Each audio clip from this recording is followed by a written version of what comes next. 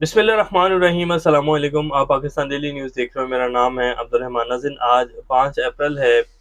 पाकिस्तान की कुछ सूरत हाल क्या चल रही है जी। और अब ईद करीब करीब है। इमरान खान साहब की ज़मानत के हवाले से जो फैसले होने थे वो अब ईद के बाद होंगे। और इस्लामाबाद हाई कोर्ट में साइफर केस चल रहा है। जिस तरह बाकी सारे केस जो हैं वो बोगस होते जा रहे हैं, तो शाहखाना के भी आप लोगों ने देख लिया। इसी तरह 190 मिलियन पाउंड वाला केस है, उसमें भी कोई दमखम नहीं है। तो और साइफर केस के हवाले से जो कल हमने सारी समाअत का हवाला आपके सामने रखा, तो ये सारे बोगस केसेस हैं जी, जो कि आप क्या कहा जाए कि किसकी तरफ से बनाए गए, और जिसकी तरफ से बनाए गए हैं अब पाकिस्तानी अवाम जान ही चुकी है कि इन सारे केसेस के पीछे जो है वो कौन है। तो इमरान खान साहब का बाहर आना जी, अगर अदालतें इंसाफ देंगी, और जो लग रहा है कि अब अदालतें जो हैं वाकई हमारे जो कुछ जजेस हजरात हैं और जो हमारी जस्टिस बरादरी है, वो अब कुछ खड़े होने के लिए जो है वो कोशिश कर रहे हैं, और वो कह रहे हैं कि नहीं जी अब बहुत हो गया, इससे ज़्यादा अब और कितना मजाक बनाया जाएगा पाकिस्तान का, कितनी अंधाधुंध जो है वो यहाँ तबाही फेरी जाएगी, कोई पूछने वाला ही नहीं, आखिर कब तक ऐसे चलेगा।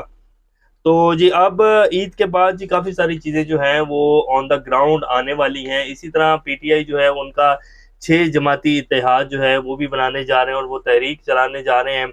मौलाना फजलुर रहमान साहब के हवाले से भी कल जो है पीटीआई के जो तर्जुमान हैं उन्होंने कहा कि जी उनका अभी हाँ ना में ही है, कभी वो हाँ कर देते हैं, कभी वो कहते हैं कि जी ईद के बाद इस बारे में जो है तफसीली बातचीत करेंगे।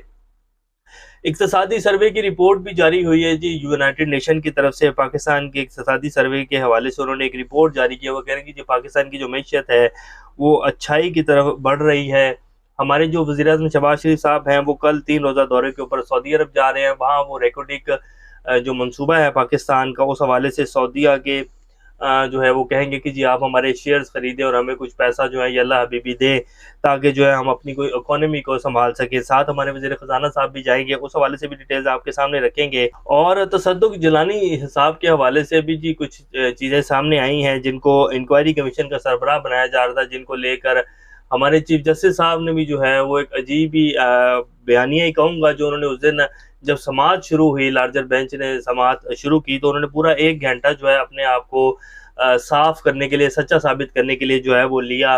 किसी को नहीं बोलने दिया। उन्होंने सारी वो तफ़सील बताई कि जी क्यों जो है वो इंक्वायरी कमीशन के ऊपर गए, क्यों मैंने वज़ीर-ए-आज़म को बुलाया, क्यों फिर तसद्दुक़ जलानी का नाम लिया। उसके बाद फिर जब उनकी तरफ से इनकार हुआ तो हमने जो है फिर लार्जर बेंच बनाया। तो सारी उन्होंने तफ़सील दी, हालाँकि उनको पहले दिन ही जो है फुल कोर्ट बना देना चाहिए था। तो तसद्दुक़ जलानी साहब के हवाले से भी कुछ चीज़ें सामने आई हैं, जिसको लेकर तमाम जो मीडिया के ऊपर बयानिया चलाया गया, हुकूमत की तरफ से जो मौक़िफ़ सामने आया था, और जो फिर चीफ जस्टिस साहब ने कहा, वो सब की सब बातें जो है झूठ हो गई हैं। वो कैसे, वो भी आपके सामने रखेंगे। इससे पहले अगर आप लोगों ने चैनल को सब्सक्राइब नहीं किया तो रेड बटन को प्रेस कर लें और बेल आइकॉन को भी प्रेस कर लें, ताकि लेटेस्ट अपडेट्स आप लोगों को मिलती रहें। ये जो हमारा ताल्लुक है ऐसे ही जुड़ा रहे। सबसे पहले जी तसद्दुक़ जिलानी साहब के हवाले से ही बात कर लेते हैं।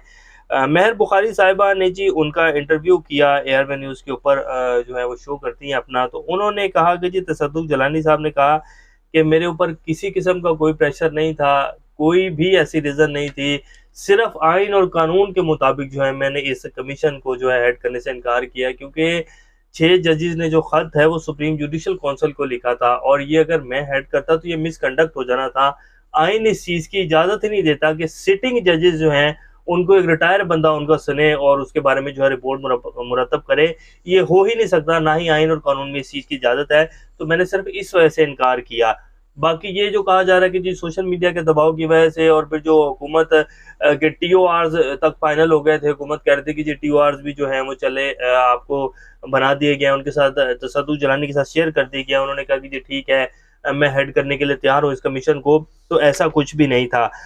तो ये जी उन्होंने क्लियर कर दिया। उन्होंने कहा कि जी मैंने सिर्फ और सिर्फ आइन और कानून की वजह से जो है इसको रिजेक्ट किया है। बहरहाल ऐसा कोई सीन नहीं था कि जी मैं सोशल मीडिया की वजह से प्रेशराइज़ हुआ हूँ, या मैं इस वजह से प्रेशराइज़ हूँ कि पता नहीं क्या होगा, मेरी ज़ात के ऊपर कीचड़ उछाला जाएगा बाद में, पता नहीं क्या फ़ैसला होगा, किस तरह जो है मुझे प्रेशराइज़ किया जाएगा, किस तरह की रिपोर्ट मुझे मुरतब करने के लिए कहा जाएगा। तो मैंने इसलिए जो है इनकार किया। ऐसा कुछ नहीं था, सिर्फ और सिर्फ आइन और कानून की वजह से जो है मैंने इससे इनकार किया है। तो जो ये कहा जा रहा था कि जी हुकूमत कह रही है कि जो उनसे बात हो गई है वो तैयार है, टीओआर's फाइनल हो गए हैं, अब उनके लिए जो है जहाँ वो बैठकर सारी इंक्वायरी करेंगे, इस कमीशन को हेड करेंगे, वो बिल्डिंग जो है सिलेक्ट की जा रही है, तो वो सारे का सारा जो है झूठ का बुलंदा करार दे दिया। और फिर जो चीफ जस्टिस साहब ने कहा कि जी सोशल मीडिया के ऊपर जो है उनको क्या कुछ कहा गया है, तो एक बंदा जो एक इज्जतदार बंदा है और जितने वो अपराइट शख्स थे तो उन्होंने इनकार ही करना था, तो वो भी सारा झूठ निकला है। उन्होंने उसका भी सारा इनकार कर दिया कि नहीं जी ऐसा कुछ नहीं है, मैंने आइन और कानून में इस चीज़ की इजाज़त नहीं है इसलिए इनकार किया। मेरे ख्याल हमारे जो चीफ जस्टिस साहब हैं उन्हें शायद इल्म नहीं था, उनको भी अपनी दुरुस्तगी कर लेनी चाहिए कि जैसे तसद्दुक़ जलानी साहब जो हैं वो कह रहे हैं कि आइन और कानून इस चीज़ की इजाज़त नहीं देता, मैंने इसलिए इनकार किया है, ये इंक्वायरी कमीशन बन ही नहीं सकता था। तो बहरहाल खैर ये जी सूरत हाल है और ये हमारे चीफ जस्टिस काजी फ़ाइज़ ईसा साहब हैं और फुल कोर्ट बनेगा जी। इस तरह की पहले भी जो है रिपोर्टें बनी हैं, आपको याद होगा असगर खान केस में भी बहुत सारी चीज़ें सामने आई थी कि जी किस तरह पाकिस्तान के इलेक्शंस में और किस तरह पाकिस्तान का जो निज़ाम है, जो सियासी निज़ाम है, जो पॉलिटिकल इंजीनियरिंग की जाती है एजेंसियों की तरफ से, वो सारी रिपोर्ट अगर आप लोग पढ़ें असगर खान केस की जो रिपोर्ट थी, किस तरह लोगों को पैसे दिए जाते हैं, किस तरह जो है हुकूमत बनाई जाती है, किस तरह जो है जीते हुए लोगों को हराया जाता है, वो सारी तफसीलात हैं। और फिर उसमें बयानात हैं बाकायदा, जो हमारे मिर्ज़ा बेग साहब थे जनरल आर्मी चीफ जो रहे हैं, उनके बयानात उसमें हैं कि उन्होंने खुद बताया कि जी कैसे-कैसे मैंने इंजीनियरिंग की है। तो वो क्या बना उस रिपोर्ट का और कितने लोगों को टाँगा गया, कितने लोगों को सज़ाएँ दी गई। और उस रिपोर्ट में ये कहा गया था कि जी आइंदा कभी भी जो है पॉलिटिकल इंजीनियरिंग जो है वो अदारों की तरफ से नहीं की जाएगी। हर अदारा अपनी हदूद में रहकर जो उनको आइन और कानून में उसकी हदूद जो उनकी हदूद का तयन किया गया उसमें रहकर वो काम करेगा, तो आइंदा नहीं होगा। तो क्या उस रिपोर्ट और उस डिसीजन के आने के बाद ऐसी ये सब कुछ होना बंद हो गया? तो नहीं हुआ। तो बहरहाल देखते हैं कि जब इसके ऊपर फुल कोर्ट बनेगा तो क्या जो है वो कद्दू में तीर मारा जाता है। दुआ कर सकते हैं हम कि जी अभी पाकिस्तान जो है वो बेहतरी की तरफ जाए और इंशाल्लाह जाएगा, लाज़मी जाएगा। अब आ जाते हैं कि जी सऊदी अरब के रेकोटेक में जो है सरमायाकारी से मुतल्लिक बड़ी पेशरफ्त है जी, क्योंकि वज़ीर-ए-आज़म साहब जा रहे हैं। और अब तो हमारे वज़ीर-ए-आज़म साहब कहते हैं कि जी अब तो उन लोगों को पता चल गया है कि जी इनके बगल में हाथ में कशकोल है तो कहीं बगल में छुपाया हुआ होगा इन्होंने कशकोल तो हमारे हाथ में रहता है। तो हमारे कल वज़ीर-ए-आज़म साहब जी कशकोल लेकर दोबारा जा रहे हैं सऊदी अरब और देखते हैं वो अब के इसमें राज़ी कर पाते हैं।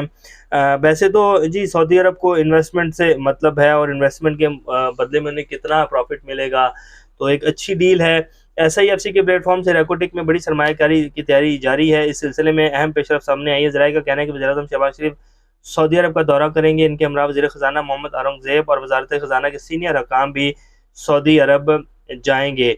और इस दौरे में जो है फिर दौरा सऊदी अरब पर रेकोटेक से सरमायाकारी के लिए कायम कमेटी के मेंबरान भी जाएँगे। वज़ारत तवानाई और OGDCL हकाम भी शामिल होंगे।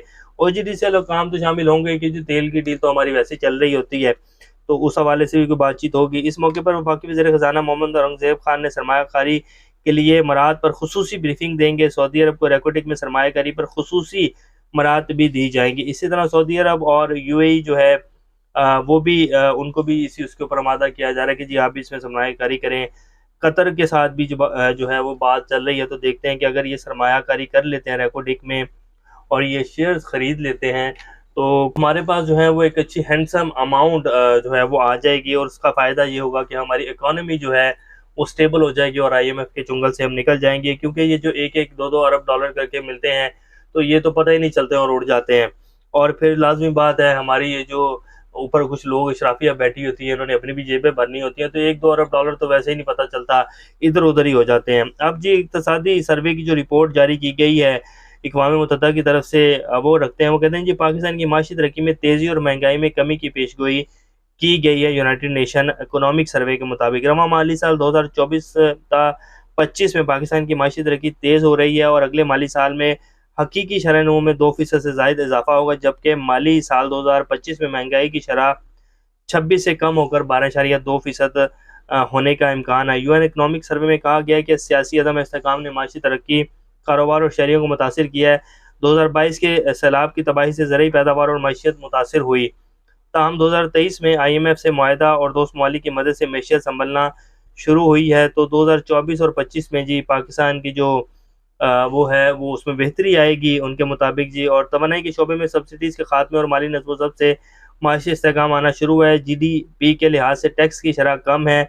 सर्वे के मुताबिक एशिया पैसिफिक के तरक्की पज़ीर ममालिक को मुनासिब और तवील और मुद्दती वसाइल की ज़रूरत है। तरक्की पज़ीर ममालिक को इंतखाब करना होता है कि वो ज़्यादा शरह सूद पर लिया गया पिछला कर्ज उतारने पर खर्च करें, जबकि दूसरा इंतखाब ये होता है कि वो अपने आवाम की तालीम और सेहत और समाजी बेहतरी के लिए वसाइल खर्च करें। और वर्ल्ड बैंक और ब्लूमबर्ग की रिपोर्ट भी है जी। इससे कबल वर्ल्ड बैंक और ब्लूमबर्ग की रिपोर्ट में पाकिस्तान में माशी इस्तेहकाम के आसार नुमाया होने की तस्दीक की गई थी। रिपोर्ट में कहा गया था कि शरह नमू में इजाफे और माशरे ने तरक्की दिखाना शुरू कर दी। आइंदा माली साल में शरह नमू में दोगुना और बतदरीज इजाफा होगा, जबकि अगले माली साल महंगाई में 11% कमी मतवक्के है। तो महंगाई ने तो जी पाकिस्तानी अवाम की कमर तोड़ दी है, लेकिन जो है कुछ बेहतरी आ रही है। तो दुआ कर सकते हैं कि जी ये बेहतरी का प्रोसेस जो है वो चले और जितनी कि पाकिस्तान में इंतशार पिछले कुछ सालों में फैला था ये ख़त्म हो जाए और पाकिस्तान को बाकी जो है स्टेबलाइजेशन की तरफ लेके जाया जाए। बाकी रह की बात कि ये इन्होंने आकर बेहतरी की है तो ये इनके बस की बात नहीं थी। शहबाज शरीफ साहब हों, वज़ीर आला पंजाब मरीम नवाज शरीफ साहब हों, उन्होंने 12 अरब रुपए का जो है वो पंजाब का पैकेज दिया था और वो आटे के थैले और निगहबान पैकेज जो है वो कहीं से भी लोगों को नहीं आया कि जी हमें मिला है। कहीं लोगों ने कहा, सुनने में नहीं आया कि जी मिला है। वो दरवाज़ों के सामने तस्वीरें खिंचवा कर जो है वो उठा लिए गए और फिर हमने जो वीडियो आपकी स्क्रीन के ऊपर चलाई थी कि वो सारा जो माल था, जो निगहबान रमज़ान पैकेज था, वो किस तरह जो है दुकानों पर जाकर उनको खोल कर मिक्स करके जो है बेचा जा रहा है। तो ये सूरत हाल है। और इसी तरह शहबाज शरीफ साहब हैं, वो कोई भी उन्होंने काम करना था, यस करना था, मोहसिन नकवी की तरफ देखते हैं कि जी यस कर दें मोहसिन नकवी साहब, क्योंकि मोहसिन नकवी साहब जो है वो उनसे ऊपर ही समझ लें आपके बैठे हुए हैं। तो ये इनकी कारकर्दगी है। कारकर्दगी तो जी जिसको अवाम ने मैंडेट दिया है वही दिखाएगा और उसी की मैंडेट को जो है तस्लीम करना पड़ेगा। फिर ही पाकिस्तान जो है मुस्तहकम जो पॉलिसीज़ है वो बना सकेगा और फिर ही पाकिस्तान जो है मुस्तहकम हो सकेगा। तो ये अभी की कुछ ज़्यादा तरीन सूरत हाल है। नेक्स्ट अपडेट के साथ दोबारा आप लोगों के सामने हाजिर होंगे। तब तक अपना और इस चैनल का ख्याल रखिएगा। अल्लाह हाफ़िज़।